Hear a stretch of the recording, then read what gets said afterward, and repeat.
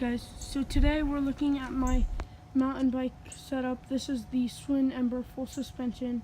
It has disc brakes in the front and the back. It is 24 speed, 3 in the front, 8 in the back. It has a dual suspension of 120 millimeters in the front and 165 in the back. Its paint job is blue and black. It has stock tires, stock rims, stock brakes. It has Shimano for both shifters. The hubs are Shimano front and back.